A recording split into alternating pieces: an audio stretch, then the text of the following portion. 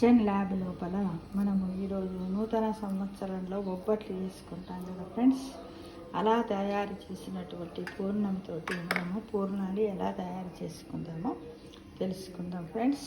Once again అందరికీ విశ్వవసునామ సంవత్సర శుభాకాంక్షలు ఫ్రెండ్స్.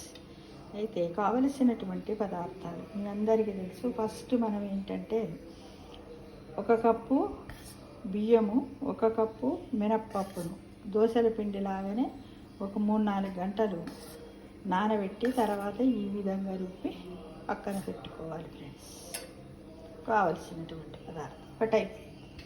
తర్వాత పూర్ణాన్ని ఎలా తయారు చేస్తారో మీకు అందరికీ తెలుసు. 1 కప్పు శనగపప్పు, 1 కప్పు బెల్లం తురుము, 2 ఇలాచీలు, కొంచెం 1/2 స్పూను సోంపు.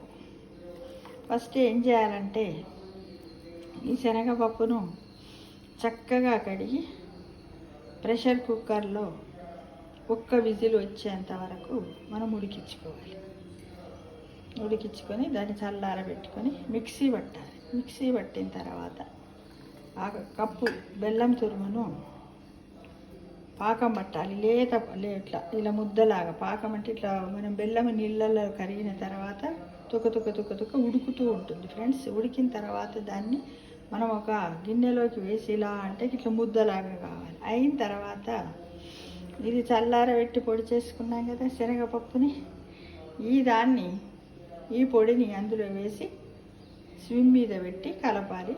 ఒక 2 నిమిషాలు కాగానే స్టవ్ కట్టేసినట్టయితే ఇలాచీలు ఎప్పుడు వేయాలి అంటే ఇందులోనే పప్పు రుబ్బుకునేటప్పుడే ఇలాచీలు వేసి గ్రైండర్ పట్టుకొని ఈ విధంగా మన మిశ్రమాన్ని తయారు చేసుకోవాలి.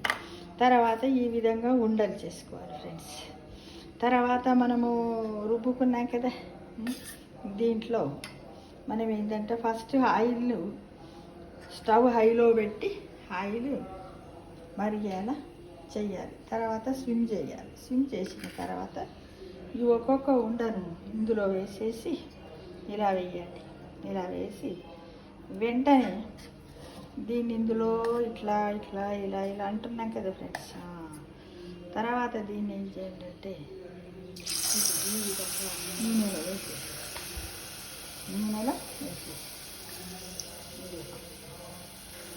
మీకు ఒకవేళ స్వీట్ ఎక్కువ తినాలనుకున్న వాళ్ళు పెద్దగా వేసుకోవచ్చు, తక్కువ తినాలనుకున్న వాళ్ళు తక్కువగా వేసుకోవచ్చు. దీన్ని ఏమంటారంటే పూర్ణాలు అంటారు. ఏమంటారు? పూర్ణాలు అంటారు.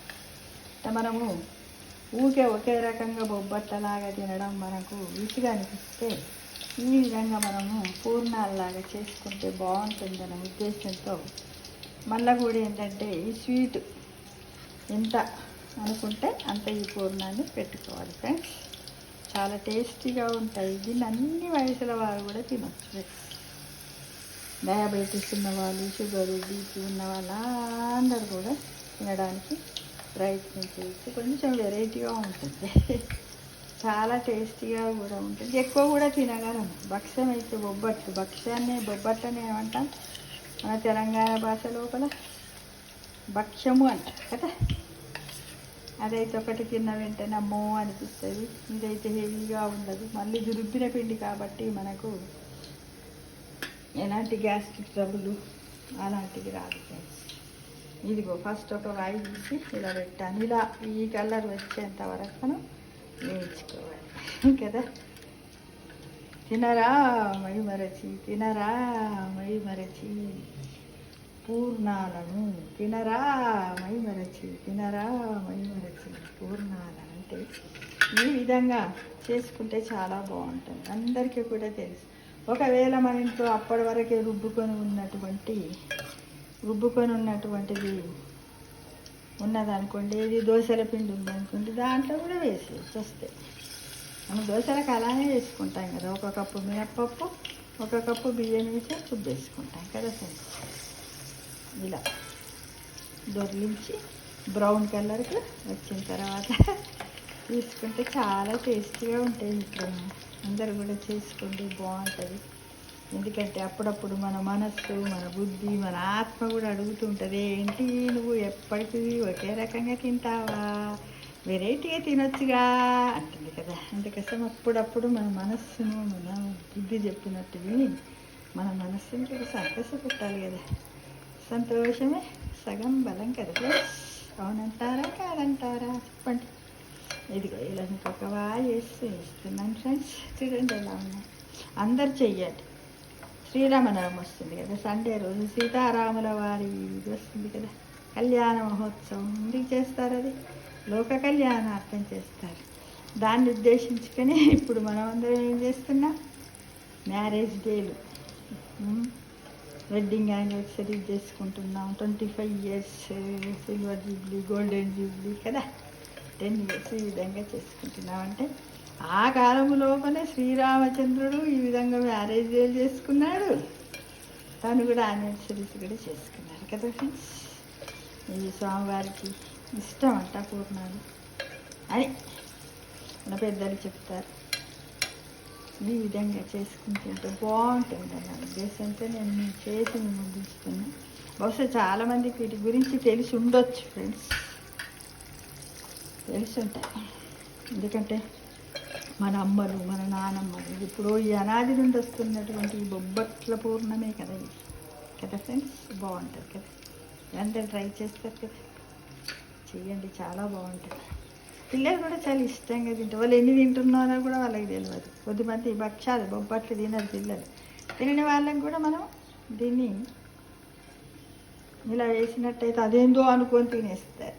ఎందుకంటే వాళ్ళకి ఎగ్ బొండ, ఆలు బజ్జీ కదా, అలాంటివి తింటూ ఉంటారు కదా, అలా వాళ్ళకి ఇష్టంగా ఉంటుంది ఫ్రెండ్స్. ఇక ఈ విధంగా చేసుకోవాలి. ఈ పూర్ణం ముందు రోజు చేసుకోవచ్చు, ఆ రోజు అయినా చేసుకోవచ్చు.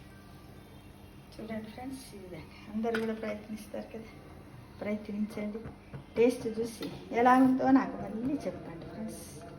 ఎందుకంటే నేను సంతోషంగా ఫీల్ అమ్మో నేను పెట్టాను కదా, మా ఫ్రెండ్స్ అందరూ చేసుకుని ఎలాంటిది పెట్టినా పర్వాలేదు ఫ్రెండ్స్.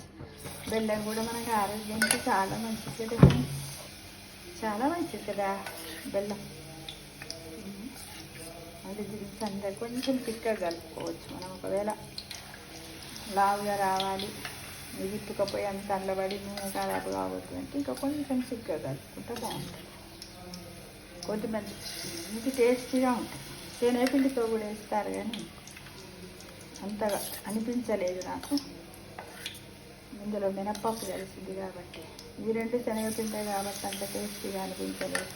కొద్దిమంది మైదాతో కూడా వేస్తారు. అలా మైదాతో వేయడం వల్ల మైదా పిండి ఆరోగ్యానికి మంచిది కాదు కదా. అది ఫ్రెండ్స్, ఓకేనా?